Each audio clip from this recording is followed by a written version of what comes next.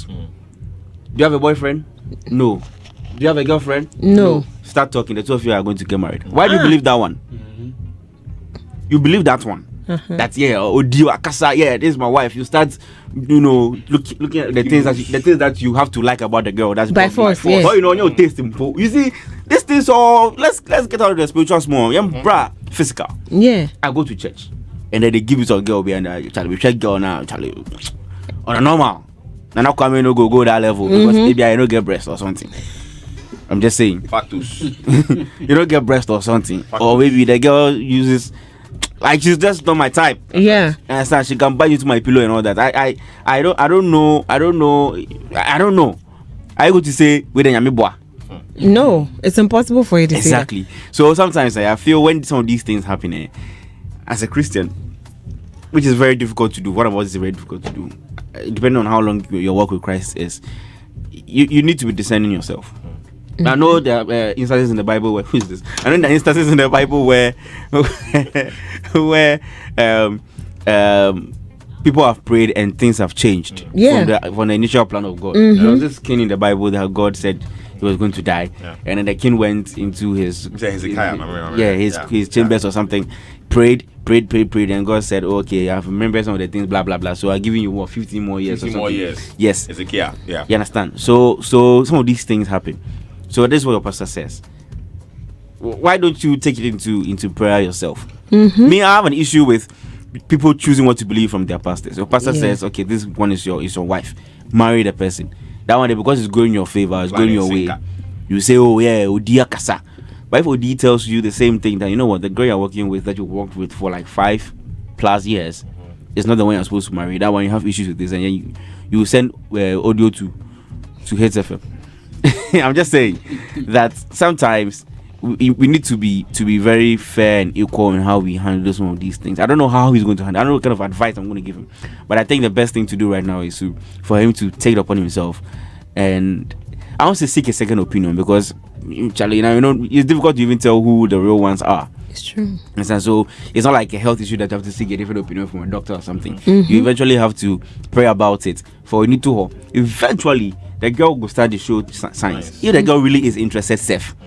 You see the girl start drifting.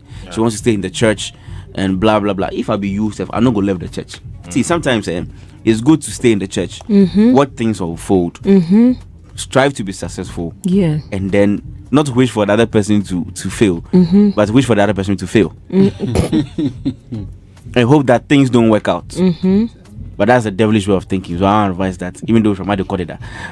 But I'm just saying that like when sometimes when they come back, you also show them. You show them your wife, your pregnant wife, maybe your children. Yeah, moving on in life. Everything is cool. You are there. You have Jackba. Yeah, some Obi Manso chilling. It's good revenge, if you ask me. But I'm just saying, some of these things, it all boils down to you, the person. Maybe the pastor didn't see right. Maybe the pastor is just like he's saying, he see good thing he want for his son.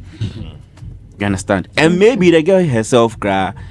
Maybe won't see you've not even heard from the pastor, but that's what the girl is saying. Maybe a girl in the womb. There are different angles to this SHIT. I almost said the word. What the work is deep. You understand? The girl very deep. The part about the fact that when the pastor says it and it's going into our favor, hey, of course. Hallelujah. But the moment they say something that is not going in our favor, he didn't see. Because we have a problem with the way a pastor will say that the two of you, I see the two of you getting married. So work on it, pray about it. Papa. Yeah, Odi. You understand?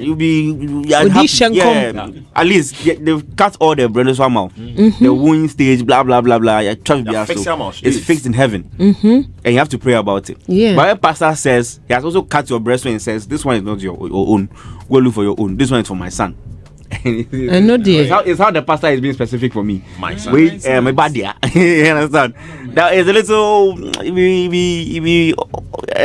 some way for me. You understand? I understand. So personally, I feel last, it will fall on your lap.